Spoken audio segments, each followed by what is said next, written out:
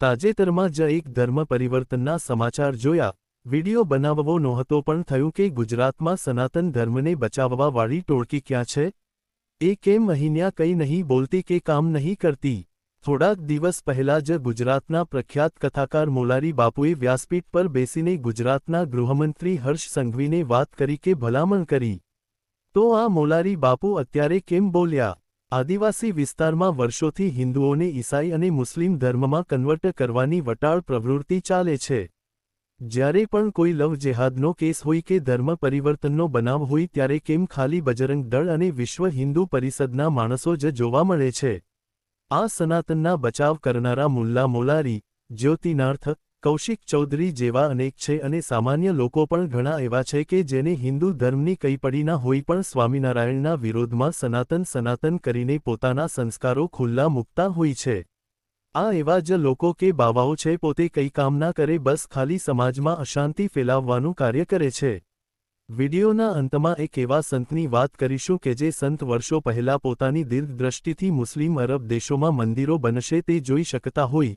તેમને વર્ષો પહેલા જ ગુજરાતના આ વટાળ પ્રવૃત્તિને લઈને પોતે અને તેમના સંતોને આ કાર્ય પર જોડીને બીજ વાવી વટાળ પ્રવૃત્તિના આ છોટા સાંઢને નાથવાનું કાર્ય ચાલુ કરી દીધું હતું. આજે ગુજરાતમાં નાની મોટી તમામ સંસ્થાઓ માત્ર એક કે બે ગામને આ ધર્મ પરિવર્તનની ચાલતી વટાળ પ્રવૃત્તિ પર જો નજર રાખીને ત્યાંના હિન્દુઓને જે ઈસાઈ, મુસ્લિમ દ્વારા જે લાલસો આપીને માત્ર 20 થી 30 હજાર રૂપિયા માટે થઈને હિન્દુઓના ધર્મ પરિવર્તન કરાવે છે તેના પર હિન્દુ સંસ્થાઓએ કામ કર્યું હોત તો આજે આ પ્રશ્ન સામે ના આવેત. આપણે તાજેતરમાં આવેલા કેસની માહિતી જોવી જેમાં કેવી રીતે આપણા હિન્દુ ધર્મના મુખ્ય દેવો પર ટિપ્પણી કરી છે. અને તો પણ સનાતનના નામના ઠેકેદારો મોલા અલી બાપુ, જ્યોતિનાર્થ બાવા જેવા ક્યાં ગયા? ચાલો જોઈએ. સાબરકાંઠા જિલ્લામાં આવેલા વડાલી તાલુકામાં ધર્માંતરણ મામલે ફરિયાદો ઉઠી હતી. ધર્મ પરિવર્તનના પ્રચારની વાત મળતા સ્થાનિક હિન્દુ સંગઠનોમાં રોષ ફેલાયો હતો. પોશીનામાં ઘણા સમયથી ખ્રિસ્તી ધર્મનો ફેલાવો થઈ રહ્યો હતો. ધર્મ પરિવર્તન કરવા પોશીનાના બે ઈસમો વડાલીમાં ખ્રિસ્તી ધર્મનો પ્રચાર કરતા હતા. લોકોના દુઃખ દર્દ દૂર કરવાની વાત કરી લોભામણી લાલચો આપતા હતા. ધર્માંતરણના પ્રચારની વાત મળતા સ્થાનિક હિન્દુ સંગઠનોમાં ઘણા સમયથી રોષ ફેલાયો હતો. વિશ્વ હિન્દુ પરિષદ અને બજરંગદળના કાર્યકરોએ બંને ઇસમોને ઝડપી ધર્મ પરિવર્તન મામલે વડાલી પોલીસ સ્ટેશનમાં ફરિયાદ નોંધાવી છે. વડાલી પોલીસે આ મામલે કાર્યવાહી આરંભી છે. એક જાગૃત હિન્દુ માણસે વડાલી પોલીસ સ્ટેશનમાં લખાવેલી ફરિયાદ વાંચીએ. અમો ઉપરોક્ત મુકામે અમારા પરિવાર સાથે કાયમી વસવાટ કરીએ છીએ અને છૂટક ખેતી મજૂરી કામ કરી અમારું ગુજરાન ચલાવીએ છીએ. અમો આજરોજ તારીખ 17 માર્ચ 2025ના રોજ બપોરના 12 વાગ્યાના સુમારે અમો વડાલી મુકામેના સાની પેટ્રોલ પંપે મારી મોટરસાઇકલમાં પેટ્રોલ પુરાવી ત્યાં ટાયર પંક્ચર થતાં અમો ટાયર ટ્યુબ બદલાવતા હતા. તે દરમિયાન બે અજાણ્યા માણસો ત્યાં અમુક માણસો સાથે વાત કરતા હતા. તે દરમિયાન અમો ત્યાં જતા અમારી સાથે પણ તેઓ વાતચીત કરવા લાગેલા અને તેઓ અમોને તેઓની વાતચીતમાં જોતર્યા અને કહેવા લાગ્યા કે અમો અગાઉ હિન્દુ ધર્મમાં હતા અને અમારા ઘરે ખૂબ જ બીમારી અને ગરીબી હોવાના કારણે અમોને કેટલાક ઈસાઈઓએ મદદ કરી અને અમારી બીમારીઓ દૂર કરી છે, જેના કારણે અમો હાલમાં ખૂબ જ સુખી સંપન્ન છીએ અને નિયમિત રીતે ચર્ચમાં જતા હોવાના કારણે ખૂબ જ ખુશી છીએ. તમારા હિન્દુ ધર્મમાં તો કેટલાય વાડાઓ છે અને તમારા ભગવાન રામ તો દુરાચારી હતા અને તેઓએ તેમની પત્નીને પણ વનમાં ધકેલી દીધેલી હતી અને જંગલમાં સીતાએ બે બાળકોને જન્મ આપેલો. તો દીકરાઓ કોના હતા તે કોને ખબર? રામ તો ભગવાન હતા જ નહીં. તેઓ તેમના પિતાને છોડીને જંગલમાં જતા રહેલા અને તેમના પિતા દશરથને 4 રાણીઓ હતી.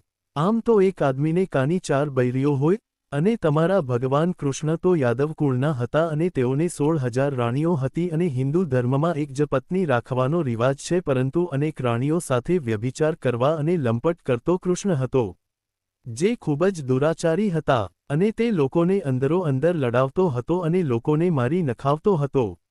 વળી તમારા સાધુ સંતો રામ અને કૃષ્ણને આદર્શ માને છે અને હિન્દુ ધર્મમાં ફેલાવો કરે છે, જેના કારણે હિન્દુ ધર્મ ખૂબ જ નીચ બની ગયેલો અને અમોને હિન્દુ ધર્મ પ્રત્યે ખૂબ જ નફરત અને રોષ છે.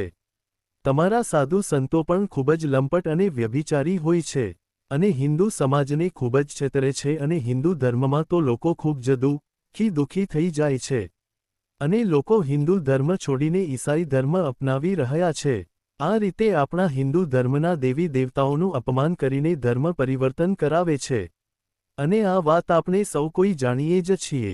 તાજેતરમાં જ મોલા અલી બાપુએ સરકારને જાહેરમાં કીધું કે તમે આ બાબતે ધ્યાન આપો। હા, સરકારનો પણ આમ વાંક છે, કારણ કે આ ઈસાઈવાળા આદિવાસી વિસ્તારોમાં શિક્ષણ, આરોગ્ય જેવી અનેક મફત સેવાઓ આપે, આ ઉપરાંત થોડાક ઘણા પૈસા, જીવન જરૂરિયાત વસ્તુઓ આપે છે। પણ આ જ વસ્તુ સરકાર સુવિધા આપતી હોય તો ઘણો ફેર પડે। તો ઘણાને સવાલ થાય કે સરકાર તો તમામ લોકોની છે, આ કામ તો હિન્દુઓ અને તેમની સંસ્થાઓએ કરવું જોઈએ। વાત એકદમ સાચી છે।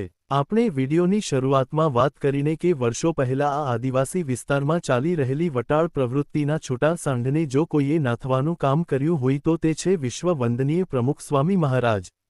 આજે આદિવાસી વિસ્તારોમાં અનેક બીએપીએસ સ્વામિનારાયણ મંદિરો અને સંસ્કાર ધામો સાથે સાથે અનેક મફત વિદ્યાલયો, છાત્રાલયો અને આરોગ્ય ક્ષેત્રે મેડિકલ વાન દવાખાનાઓ ચાલી રહ્યા છે।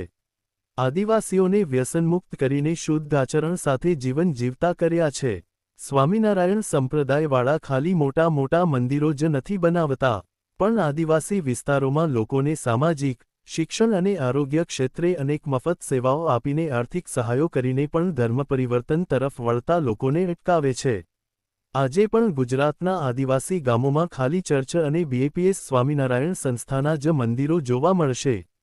સાઉથ ગુજરાતના આદિવાસી અને જંગલ વિસ્તારોમાં મારા સરકારી કોન્ટ્રાક્ટરો મિત્રો કામ કરે છે, એને પણ મને કહ્યું કે આ આદિવાસી વિસ્તારોમાં બહુ જ ઈસાઈ ધર્મવાળા ધર્મ પરિવર્તન કરાવે છે।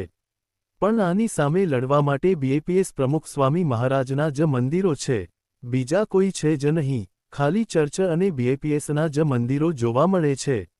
પણ આજે મારા ખ્યાલ મુજબ અને ગયા વર્ષે જ અમે સાપુતારા અને કેવડી ઇકો ટુરિઝમ સાઇટ છે એ બાજુના ગામોમાં જોયેલું, આજે ઘણી બધી સ્વામિનારાયણ સંસ્થાઓના આદિવાસી વિસ્તારોમાં મંદિરો બનતા થયા છે।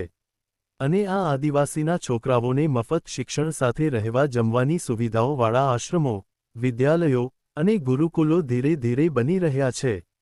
બાકી વર્ષો પહેલા પ્રમુખ સ્વામી મહારાજ જે તે સમયના ભારતના વડાપ્રધાન અને સરકારને પણ આ વટાળ પ્રવૃત્તિ પર પગલાં લેવા માટે દિલ્હી અક્ષરધામ અને ગાંધીનગર અક્ષરધામના મંચ પરથી વાત કહી શકતા હતા। પણ આ સાચા સંતના લક્ષણ નથી। પ્રમુખ સ્વામી મહારાજ મહાન સત્પુરુષ તો હતા જ, પણ એક દીર્ઘદ્રષ્ટા પુરુષ પણ હતા।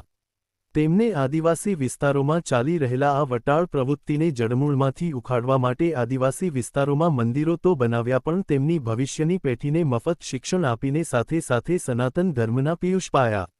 આ ઉપરાંત મોટા મોટા ઉત્સવો, સમૂહ લગ્ન, ધાર્મિક સ્થાનોની યાત્રા, વેકેશન દરમિયાન આદિવાસી યુવાનોને મોટા મોટા મંદિરોમાં વિવિધ સેવાઓ અને તાલીમો દ્વારા તેઓનું જીવન ઘડતર કરવામાં આવે। એટલે જે સ્વામિનારાયણ સંપ્રદાયનો વિરોધ કરનારાઓ છે એ ધ્યાનથી સાંભળી લેજો કે સ્વામિનારાયણવાળા 200મી વધુ સામાજિક, રાજકીય, ધાર્મિક, આરોગ્ય, શિક્ષણ ક્ષેત્રે વિવિધ સેવાઓ કરી રહી છે।